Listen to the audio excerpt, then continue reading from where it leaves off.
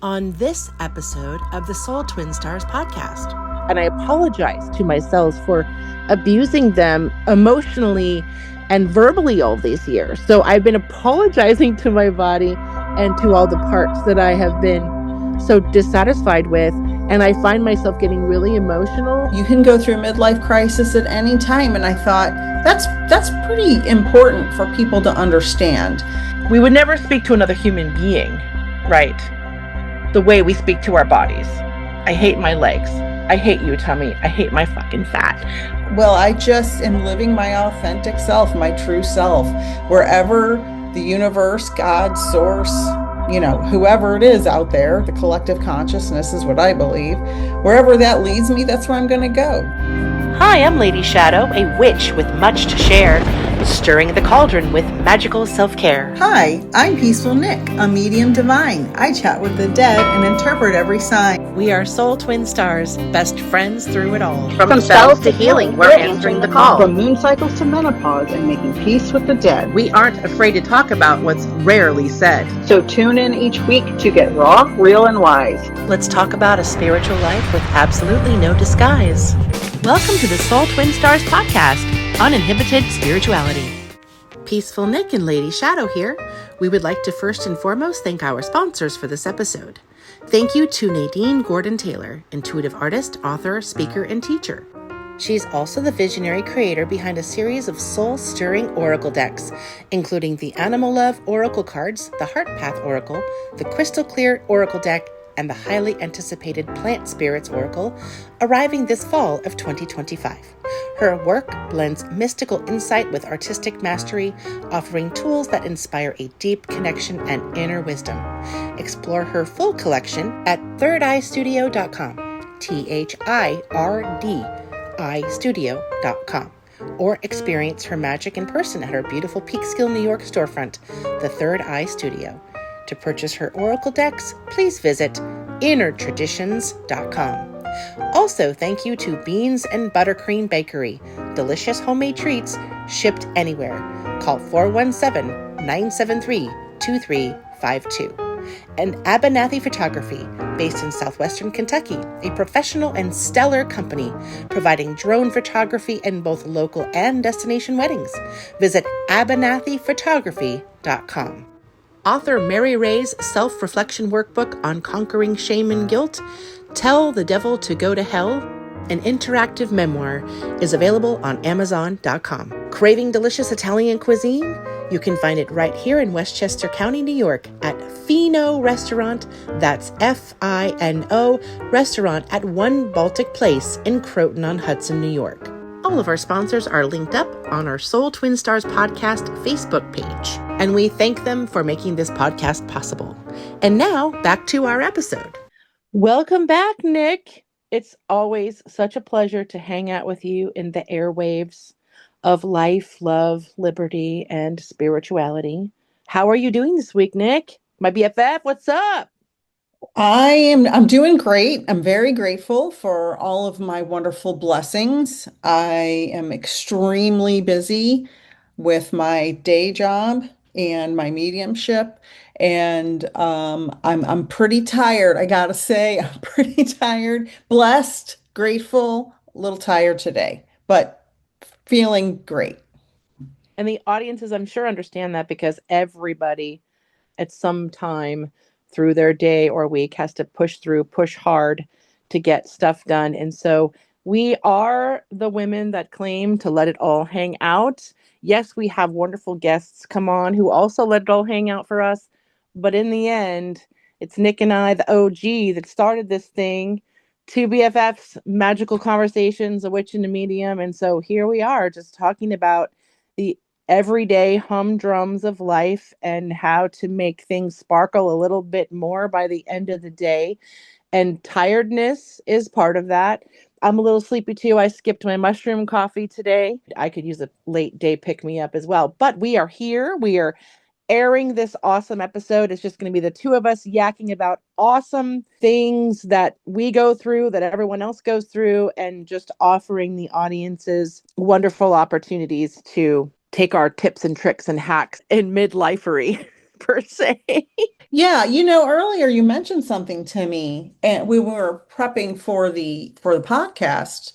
You said something about you can go through a midlife crisis at any time, and I thought that's pretty important for people to understand because when they say, quote, midlife crisis, unquote, everybody thinks, oh, when a man's 50, he divorces his wife, trades her in for a younger one, and buys a sports car.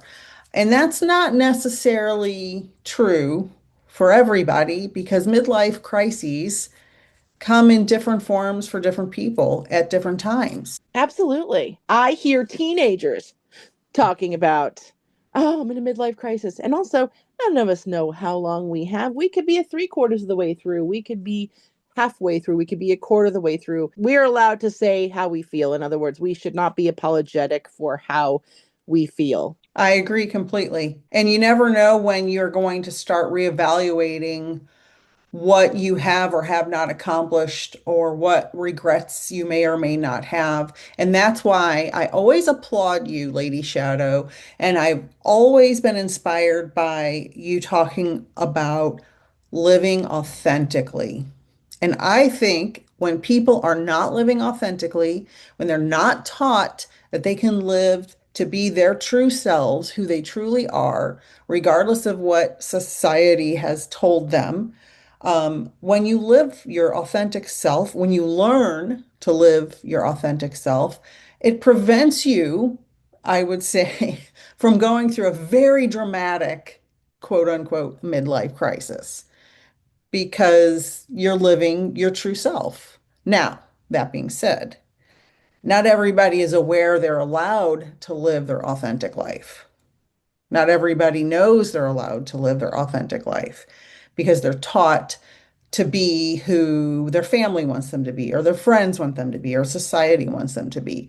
But everybody can learn over time to be more authentic little by little. It's so true. Thank you for those compliments, Nick. And I feel the same about you. And that's why we keep getting brought together over and over for these different projects and with our friendship over the years, because we are always open to what next level authenticity we have to express and share, right? And that can change, but you're right. And if it changes authentically through you, you wake up one day and say, you know what? I'd like to try something else today. I'd like to try a different job tomorrow. I'd like to try a different food next week. I'd like to move to a different state. That is important to acknowledge, and it's okay to say, I'd like to try something different as long as it's coming from a place of curiosity, not fear, right? Love and not fear. And what you were saying, it's so easy to fall into the trap of what does my family want? What would my friends think? What does my boss think? What do my colleagues think? And take all of that out, strip that noise away, and really ask yourself, what would tickle you today to laughter at the highest vibration? I have this list in my phone that I keep, and it's so cool. And it often changes every 6 months or so. But I have this list that says things that make me really happy, and I want to do more of these things. And I constantly list things in there. And so when I think, you know what, I'm not having such a great day, or I have maybe a little tiny bit of free time this week to do something on that list that would enhance the week. Let me go check it and let me see what plug in I want to zap myself with for that little extra joy that those things bring me. Whether it's painting, collecting, going to a flea market, riding my horse, going ice skating, roller skating. Like right now, we're having a thunderstorm. That brings me so much joy. And unfortunately, we can't control the weather, because if we did, Nick, I would literally schedule thunderstorms 6 days a week. I mean, there are some people who think we can control the weather. That's true. Not going Well, to say who. and there are some people that do control the weather, and we're not going to say who they are either. That's for But another podcast. yeah, but no, you're 100% right. You have to just sometimes shut out every other person's voice and influence to find your own. Absolutely. And I've been made fun of by people in my life for doing what I like to do, like artwork, which I've done for many years. Not, I wasn't trained to do artwork, I just like to do it. It's meditative, it's relaxing. It brings me joy to put all those different colors on the canvas and create things from scratch. Then science, which I love, and I was made fun of for loving science and becoming a scientist, of course, by people who wish they could do it, I guess. And then I became a medium, and everybody's like, how can you go from science to mediumship? And it's like, well, I just am living my authentic self, my true self, wherever the universe, God, source, whoever it is out there, the collective consciousness is what I believe. Wherever that leads me, that's where I'm going to go. And now I do all of them. I still do artwork, science, and mediumship all simultaneously, and I couldn't be happier. Exactly. And here's the thing. In the end, what anyone thinks, including your own ego, doesn't even matter. What was 100%. it that you talked about? Or we discussed entanglement and how every atom in our bodies that we can see that has taken a physical form, what it all can fit into like a sugar cube or something like that, right? Isn't that Yeah. what? Yes. Because everything is space, not matter. Correct. I love this because I'm learning. I'm learning. Look around at everything we are living in. Look at the stuff that surrounds you. Look at your feet. All of that fits into like a sugar cube. And Right. that really puts things into perspective because I've been doing this new meditation that I created for myself and I can share with the audience how to do that. It's pretty cool. Basically, the more deeper I go and the more frequencies I tap into in these meditations, I'm realizing, we're made up of 70% water and the rest Empty empty space. space. Yep. Yes. We are mostly empty space. That is incredible. So that means all of us and everything that we're in is definitely a frequency. If we can start shifting the view Yes. of what we are, just like almost like seeing through walls and seeing through our bodies, because that's what it is. It's just frequency, right? And if we can change our thoughts to reflect that we are just a frequency, not physical matter, it really can change all of your perspectives. So the things that you're doing, you're just feeding that soul energy, right? The physical things that you engage in, the happiness, the joy that feeds that soul, but also the negative, all that does is again take that vibration and lower it. So if you just picture all the negative things that make you upset, road rage, the way your yard looks, all of that is all a vibrating illusion. I'm learning to basically look at everything in the illusion and say, oh my God, I don't have to take any of this seriously because it's just a frequency. And the only thing I really need to do responsibly for myself is stay in a good frequency to keep everything healthy and happy. Exactly. Your mind doesn't know the difference between reality and the words you tell it are real. So if you raise your vibration, like I have been consciously saying 5 positive things before I get out of bed every morning for the past few months, and my life has totally changed. If you raise the vibration, we come into resonance. That's when frequencies align with each other. You come into resonance with the vibration you want to come into resonance with. You're raising your frequency so you attract more of the same higher frequency events in your life. And it is absolutely incredible. So, what I'm trying to practice doing is seeing through my physical body and only paying attention to my frequency and seeing through everything in the world that's physical and only paying attention to the frequency that it emits so that I am not vibrating on a physical level and stuck in this vessel, which is very limiting, stuck in a house, stuck in a yard, stuck in a body. It's the vessel that we trick ourselves into thinking is not only real, but it's a trap. So if you think of yourself as energy and frequency instead, your mind, your body, your hands, all of it, then you're automatically kind of raising your vibration. Exactly.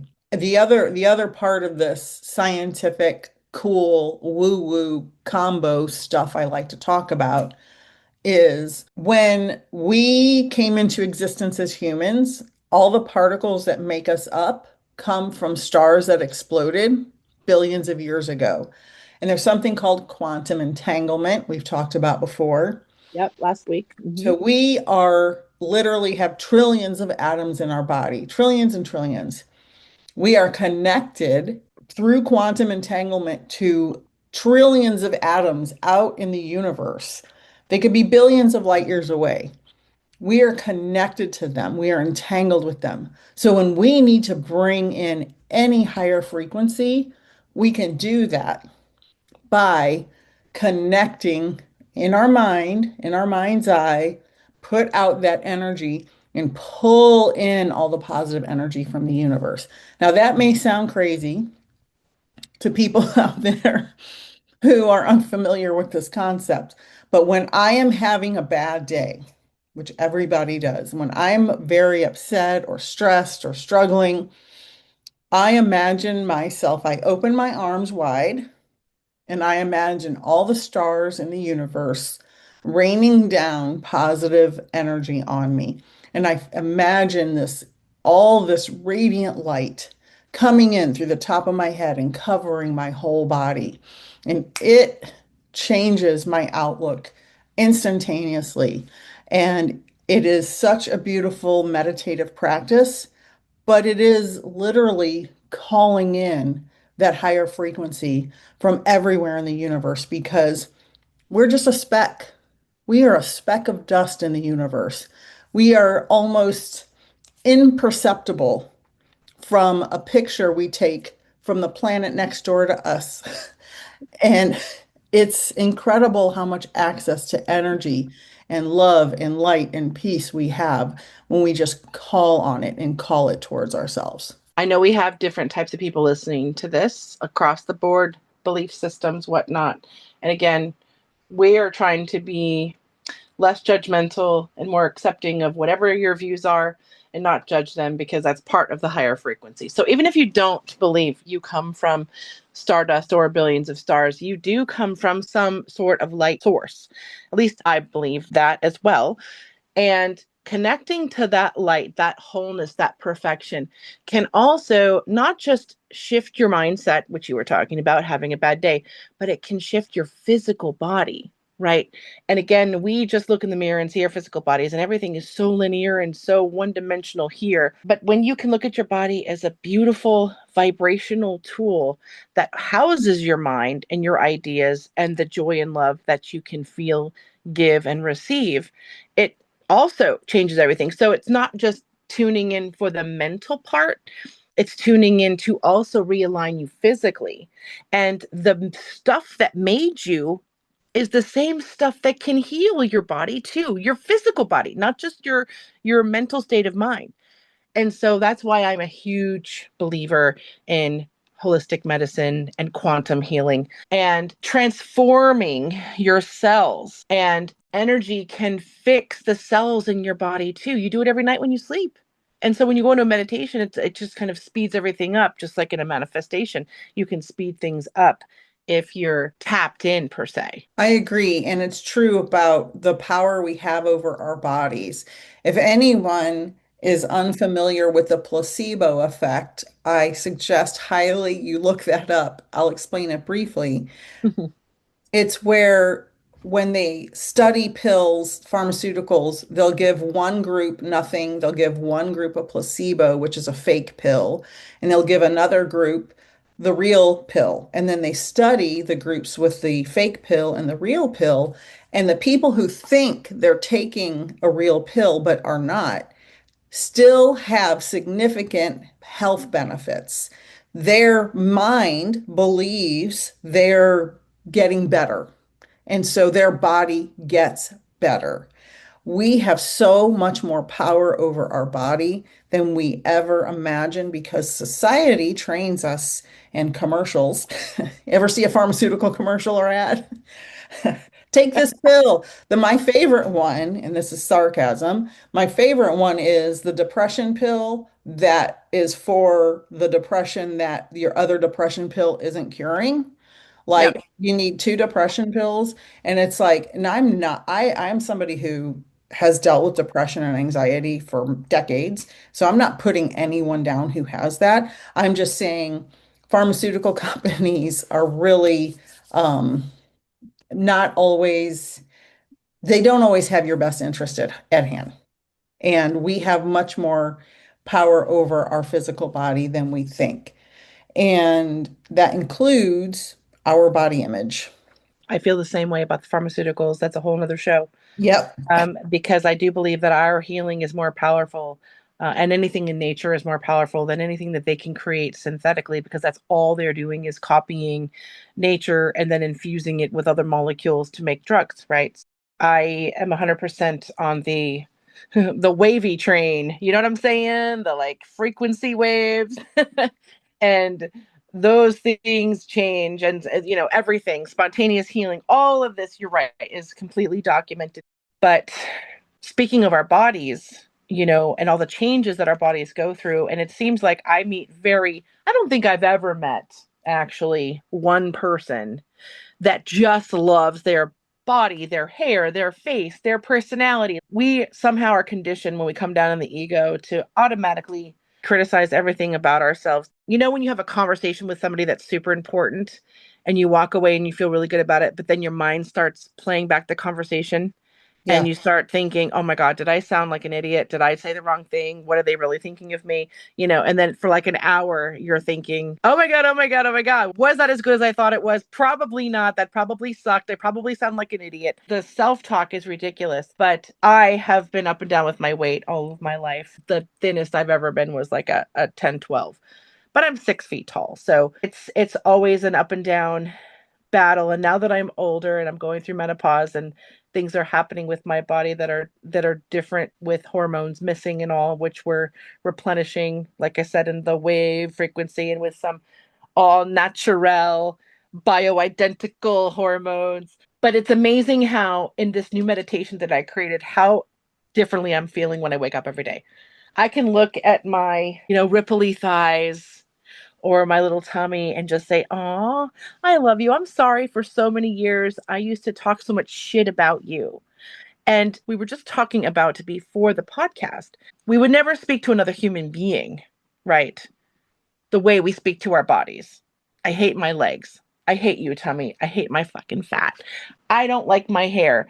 I'm so ugly. You would never walk around and tell people that, right? So why is it okay for us to give ourselves all that negative talk and then expect our bodies to say, okay, well, I love you so much, I'm going to change because you hate me so much? I think that we need to start telling our bodies we love whatever it is about our body until it decides to take a new shape, and to help it along to take that new shape or heal that knee because we are telling it we love it. And this goes back to what you and I were talking about: praying over the ice crystals, praying over the water, praying over the plants versus the other plants and water and ice crystals that got yelled at and horribly treated. And you look at the difference in nature, how those two elements came out due to just affirmations. I agree. I have had my own challenges with body image that plague me to this day, and menopause is not helping that.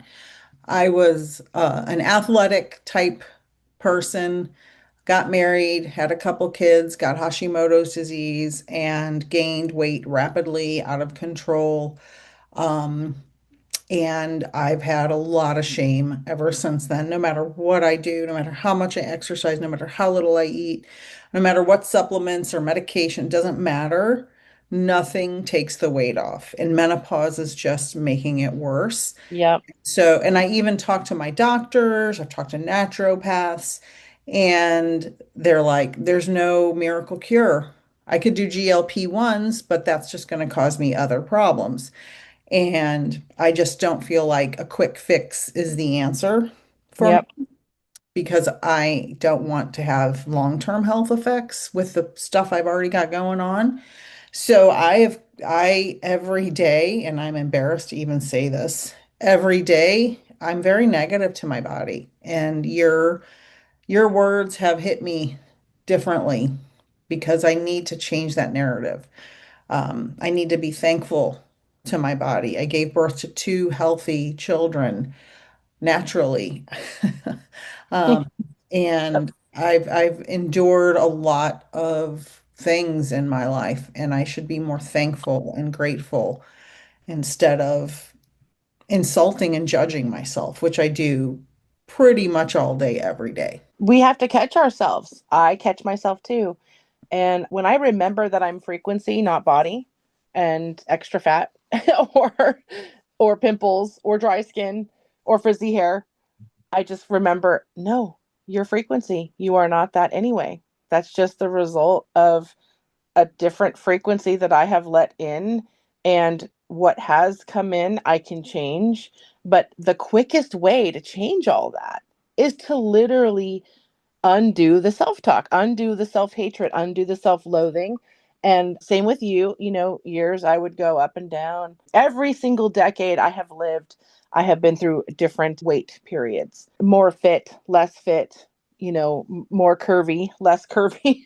And I just feel like no matter where things are at, more love can certainly not hurt, right? So I've just decided no matter where things are at, you can be dissatisfied with how things are and want to change them. But that dissatisfaction is a challenge in itself to keep at bay so that we don't get in those loops of, again, self-loathing, but to acknowledge it and move on and heal it with love. Just continue to send love and gratitude to our little meat suit here, and because it carries us around, it channels the light in, it allows us these friendships and to bring light to the world and to speak and to enjoy food. And even with my bills, I'm trying to teach my husband how to do more of the finances, and I'm trying to teach him that you have to look at the bills not as a nuisance. You have to look at your bills as this is the result of the beautiful life that you are living. You are making these choices by, going out to eat, spending money over here. You're purchasing an item that brings you joy, like our pool, to go out and swim in every night. You make a purchase, or you have to pay for that in some means, but it is a choice that enriches your life. So I always say I thank these bills because they are the result of the life that I have chosen, that I live and enjoy today. And so just turning these little negative things that seem to be thorns in everyone's side around to be a positive, and a result as a positive, it gets you closer to releasing the fact that this is just an illusion. Everything that makes us upset is just a bullshit illusion. It's just space. So just go back into the frequency where we don't have to even play with that negative energy. We don't have to play in there. We don't have to stay in there. We don't have to affirm anything in there. All that fear is nothing but fake programming. False light. I agree. And you know what has made it even more complicated? Now, back in the 70s and 80s, we had magazines that were photoshopped before. I don't even know if people knew that was a thing, but they would lengthen the legs of a model and thin out her waistline and make her blemishes gone. And so people started judging themselves more and more. But now it's worse with social media and all the filters. Now, I will say I do use a light filter on some of my live streams, That's because you're in a higher frequency. but You're using the high frequency filter. yeah, that's right. But I am a little, I do have some insecurities as I age. Of course, I think everybody does. But the social media filters and the people who are, plumping up their breasts and thinning out their waist and flattening their stomach and, all these people with millions and millions of views, it's not real. I follow this lady on Instagram, Saggy Sarah, and she posts pictures. She used to have really bad body image issues, and she posts pictures of posed pictures and not posed pictures and body hair in places. People are ashamed that they have body hair on their bikini line or on their underarms, right? Women are ashamed of that. So they always like shave, shave, shave, wax, wax, wax. And it's like, we all have body hair. Nobody's stomach is flat 24 hours a day unless you just don't eat food. Like everybody eats food. Your stomach will puff out because you're putting something in it. I have a hernia I have an umbilical hernia, and all my abdominal muscles are torn apart from having giant babies. So I can't tighten my stomach no matter what I do. And Mhm. it bothers me because like I said, I was very athletic and I had a very flat stomach until I had my giant babies. And so, but I'm grateful for my giant babies who are now grown men, but I'm very insecure about the way my body is, and social media doesn't help that. So we have to keep in mind, we have to reprogram our mindset to understand that most of what we see on the internet is fake. All those pictures are phony and photoshopped and airbrushed, and human bodies look different. You Yes. know, I follow Ashley Graham. I love her. She has no shame about her curves, and it's beautiful. And she posts the good and the bad and all the different shapes. I love it because not everybody is twiggy. Yeah, I am built much like Bridget Everett. I don't know. I think we've talked about her. We actually talked about her in the very first episode. She's an actress on HBO and a comedian and an amazing singer.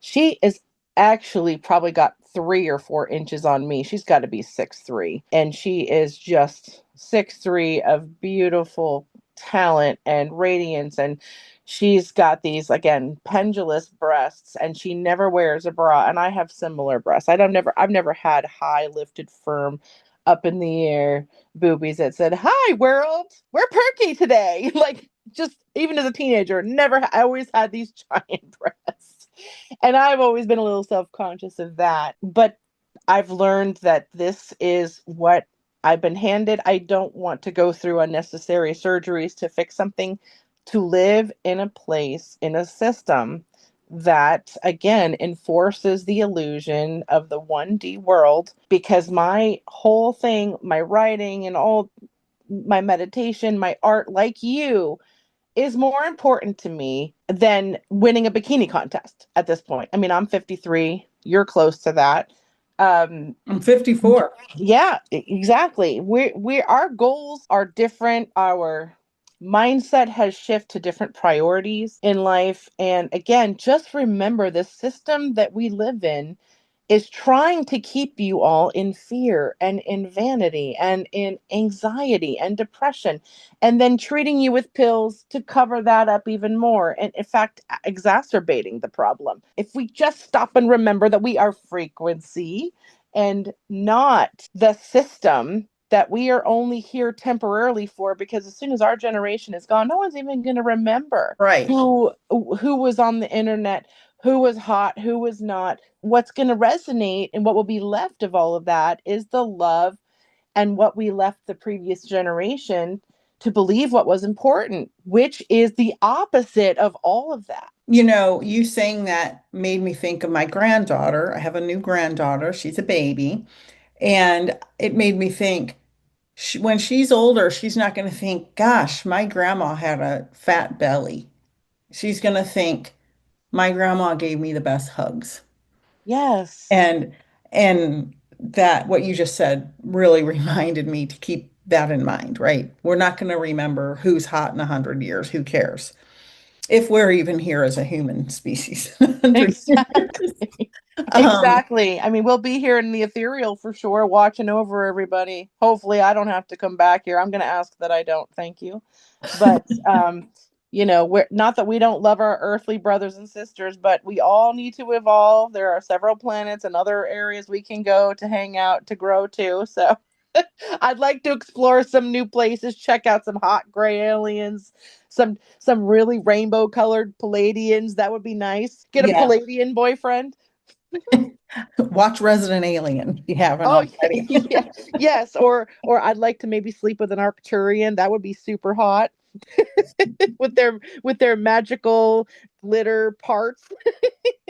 Just circling back to body image and how we should love ourselves. And one way we need to love ourselves that is underestimated is resting. Yes. People don't rest enough. They do. Gotta do this, gotta do that, gotta go, gotta go, gotta go. You need to rest. You need to rest your mind. You need to rest your body. I have an oracle card in one of my decks that's called The Pause is the Shift.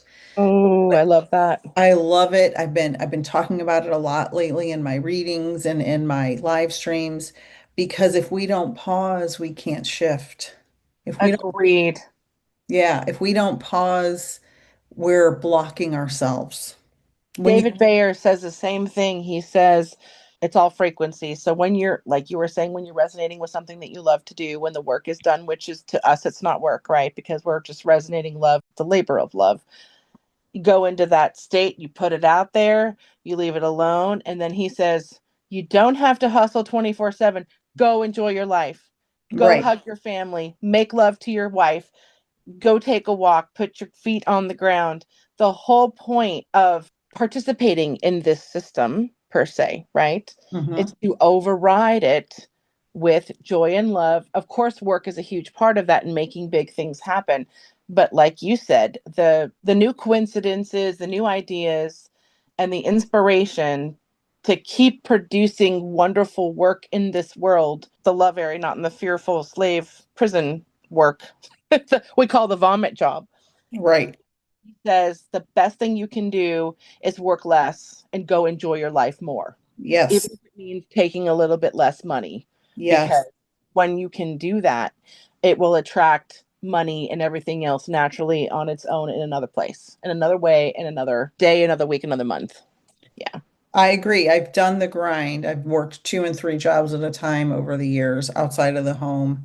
And it, And where is that money? Do you have thousands of dollars in the bank because of that? no, To make your life easier today? No, nobody does. That's the trick. It's like slave, slave, slave, but it's really not going to get you much further. right. It doesn't. The days of work hard and you'll be a success in this country are over. Those days don't exist anymore. Nope. So I still work hard, but I work hard for me. I don't work hard to make more other people money. I work hard to Right. make my money for me. So I work like you, probably 80 hours a week easily, easily, But it doesn't feel like it but it because doesn't we're not feel like punching the clock. right. Yeah, And if I get up exactly. at midnight and I have to answer 10 emails, I'll go right back to bed and sleep in 30 minutes later. That's right. That's right. And I'll be plugging away at rehearsals in New York City and doing the Midtown Manhattan grind to get things done for my off Broadway plays. But the idea that I'm one block from Broadway and so close to getting a play out there on the big levels, I've been able to make a living doing what I love in this world where it's such a competitive and stressful career for most people. And it's with artists, you know how it is. It's Mm, either you're starving or you made it big, right. right? So it's the rags to ramen to riches is what I call it, right? That's fun. And I'm between the ramen and the riches space there.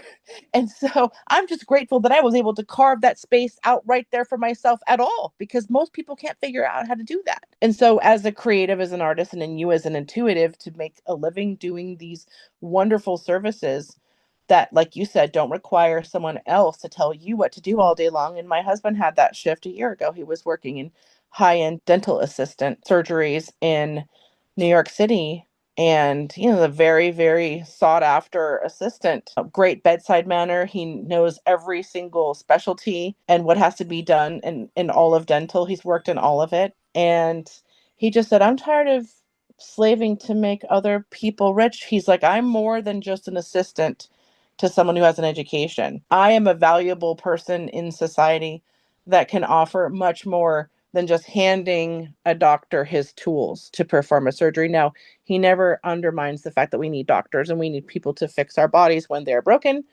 but his talents lie so much further than just working in the dental industry. He realized I have this light in me and I have a psychic abilities and I'm an empath and I want to do spiritual life coaching. And so he made the leap, and he's getting there. Watch someone completely transition, same thing like you did, from 9 to 5 into I'm not doing vomit jobs anymore. I want Right. to do a job for me that changes Right. not just me, but everyone that I get to touch. And most of the time I was working two jobs, sometimes three jobs. I would work from 7:30 to 3:30 and then from 5 to 10:30. And then Isn't it? Yeah. then I had a side job on top of it that I did on the weekends.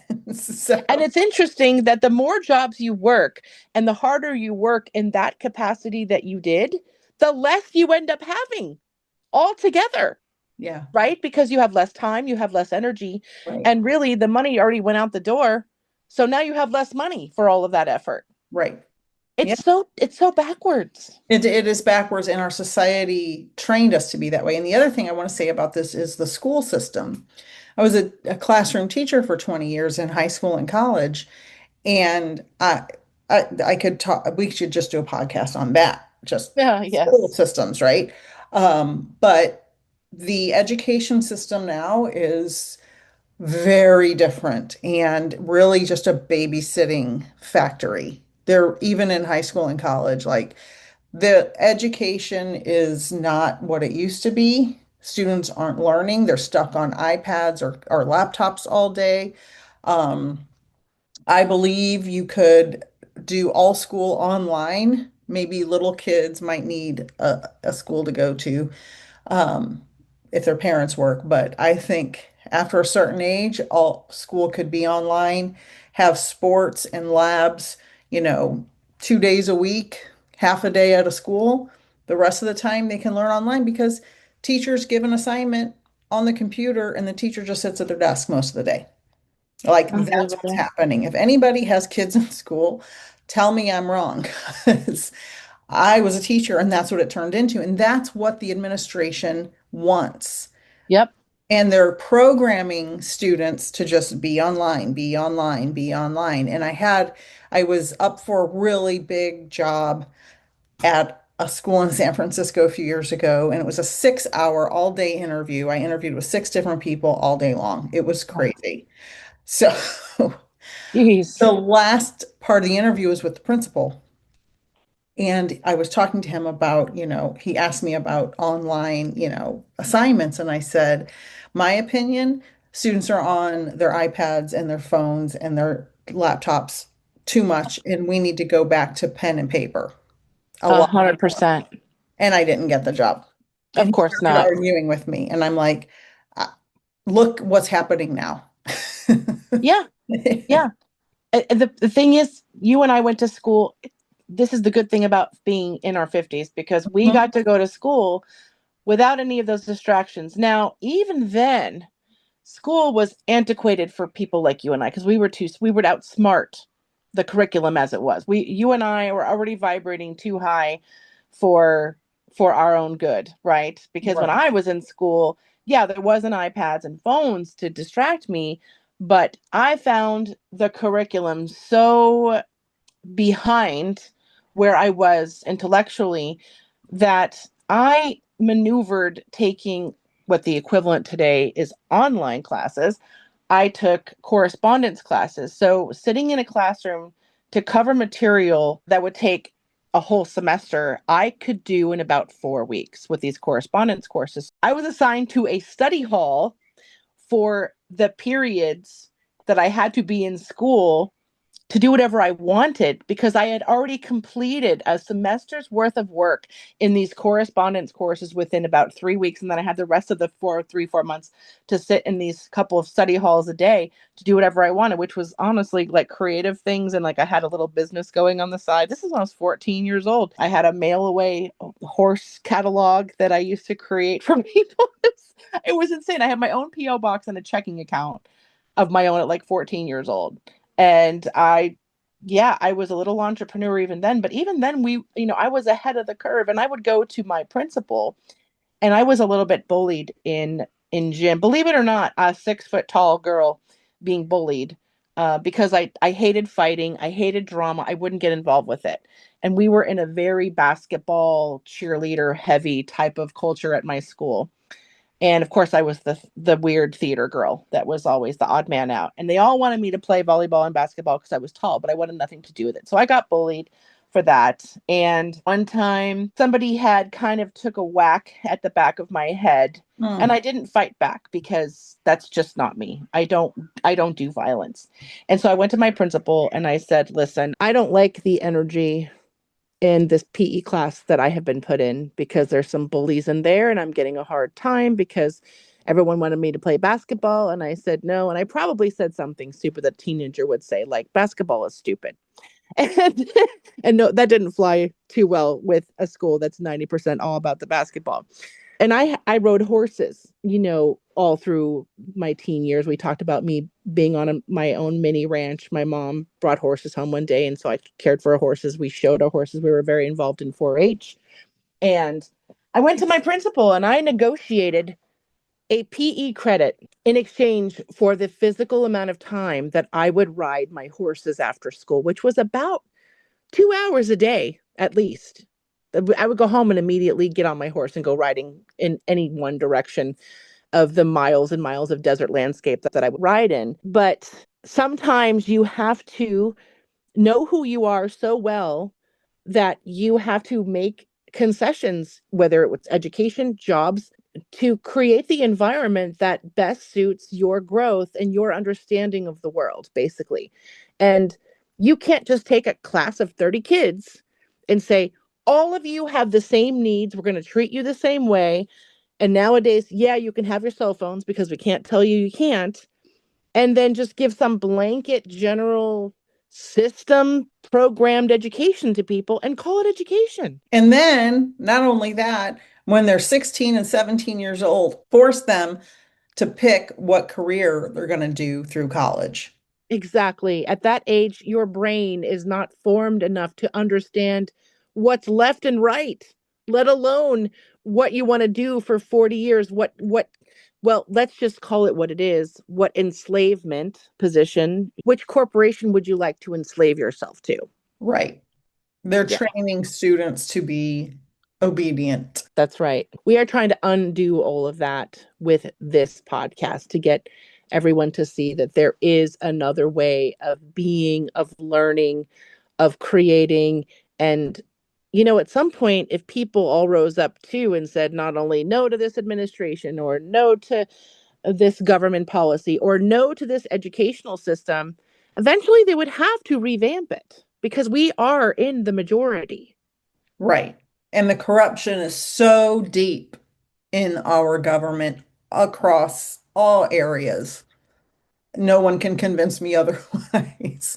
There's so much corruption and so much money changing hands for so many nefarious reasons and so many bad actors in places that there's going to be a reckoning at some point, and we outnumber them. Yes. And I hope that that does happen. I hope that the small little guy like us rise up and bring more in. And remember, we talked about the 144,000 light worker number. We only need 144,000 really dedicated light workers to make a giant conscious shift in where this matrix world or simulation or whatever it is, the system, you can call it whatever you want. It's all the same. It's the system that is built that into what is expected of the average human being. And some of us just say, no, fuck that, I'm rebelling, I do not consent to that programming or that system. Absolutely. We need to make sure everyone knows they have a choice. There's a different way. I have a niece who stopped going to high school her junior year and just got her GED because she was so far, like you, she was so far advanced in her classes that half the day she was sitting in study halls. So And she like, she she's my study hall spiritual warrior. I didn't realize there was somebody out there who did that with me. That's awesome. I love to hear this.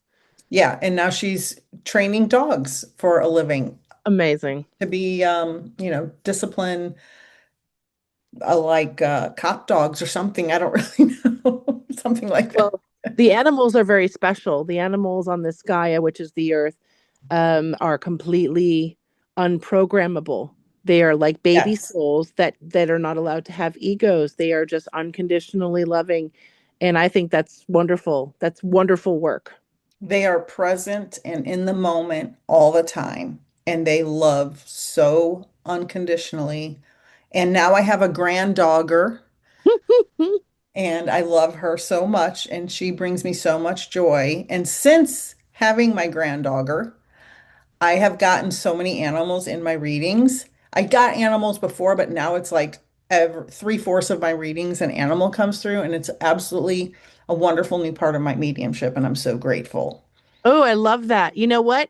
You were also responsible for the last two visitations that my dog came to me in, I was video chatting with you on an app, and my late puppers of last year came through, or during that one, and then the second one we still have recorded, right, of the little pause Yep. that popped in while I was talking to you, and that's no accident either. That is no accident. And I will say, hearing you talk about all of your intuition and psychic powers and paranormal things are kind of kicking in high gear right now. The more we talk, I think we both are elevating our frequency higher and higher. And you've made some really beautiful choices around certain circumstances in your life that have just made me so proud to see that part of you grow in such a beautiful way. And Oh, thank you. I love that we are discussing our minds, our bodies, our frequencies, and how we can elevate everyone and help everyone because we can survive this time if we elevate everyone into love and light. Absolutely. And I have seen you as well go through so many transitions. I mean, it's been what, how many years? Since 30? 91, 92, it's been over 30 years. Yes. And we have gone through so many little generations of communication and evolution together, and it's so fun to watch us. Like, I can see it clear as day, us back in that San Francisco yard with Susie throwing stuff out the window and yelling at us about what a bad roommate she wasn't when she was, and the feelings and what we looked like and what it smelled like outside like it was yesterday. And here we are, like, we're in our 50s now and being like, we on a podcast, we're chilling, we're connecting, we're talking about things that we probably talked about then, just on a higher, more mature, aware level, but we still talked about this deep stuff even then, which was Yeah. fun. I love that we're talking more about interesting, deep things instead of people, because that's the true indicator of soul growth, right? When we stop talking about people and start talking about more interesting, deep things. Oh my gosh, the gossip. I mean, we're all a little bit of a gossip Of course. society, right? I mean, That's for sure. I'm not perfect. I still do it occasionally. Yes, everybody engages in a little bit, not for nefarious purposes, but for discernment and observation more than anything, or concern.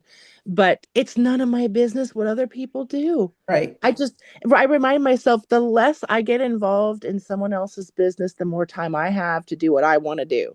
Right. So, me and my husband, we have a very, very tight inner circle where we protect it now, and it's sacred. And we don't let in every energy that wants to be a part of us anymore. It's just not possible. And the less time we spend judging anything, even if it's on television, is why I cut back my television consumption too.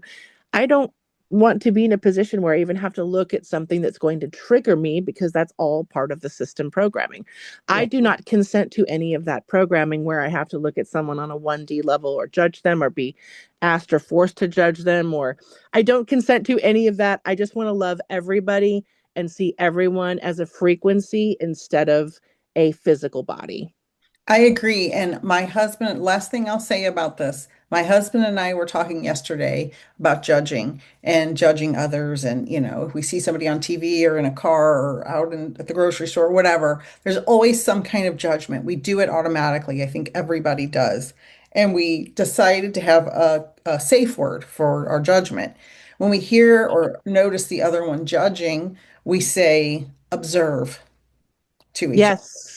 That way you Yes. can observe the judgment. And the more you observe yourself doing something, the more likely you are to change that behavior. And so we decided that yesterday, and I'm super excited about it. And it's working great so far. I love that. And also, in lieu of that, when we feel ourselves doing that, just send a silent blessing to the person. Absolutely. Just turn it around and say, I send them blessings. Yeah. I send a blessing to you, to you, to you. Even if you're acting like a total asshole, I'm sending you a blessing, especially. Like you said, those little shifts of reprogramming can take you out of something so much faster and so much more satisfyingly when you just leave it in the dust. Right. And a lot of judgment is for reasons like when I'll judge somebody on TV because I wish I had my skinny body back, right? So I'll judge that person. I bet they never eat or they take GLP-1s or because I can't lose weight, so I'm mad that they are skinny. So I'm trying really to change that and bring it all back full circle to loving our bodies. I'm gonna, based on what you said, I'm gonna try to really, really change the narrative in my head and love my body instead of be angry and resentful towards it. It's so funny because I also started affirming that same positive self-talk to my cellulite and my tummy. So I swim in my little humble above ground pool outside of my house. And it's a decent sized one, so it's enough to move around in. And I often pop in without clothing because it's nighttime and I can. And I just hate being restricted in water because I'm a water sign and I love to be free as I like to be in the water. And so I feel all the parts of me. And with the weightlessness, it makes it much easier. But maybe just try the next time you go swimming in your pool, touch some parts that bother you and just send it healing and love, and it feels lighter anyway in the pool. I just grab a little handful of this and say, I love you.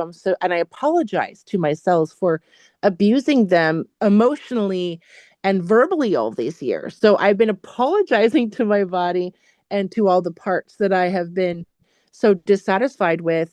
And I find myself getting really emotional every time I do it because, like, it's almost like my body not only loves and forgives and it's so thankful for the apology, but like when I release a little bit of that sadness, I feel like I've left an imprint in all these deep fat cells of mine that maybe can't release because I've just layered them with these horrible affirmations that I just don't want to participate with anymore. So I've been just taking little parts and like mini hugging the parts that I don't like that I'm trying to love now. And it really, I don't know, it's making a difference. It really is. It's making tiny little shifts that are turning into medium shifts and I'm loving it. So try that. It's kind of cool. I will definitely try it. Thank you so much for all of that.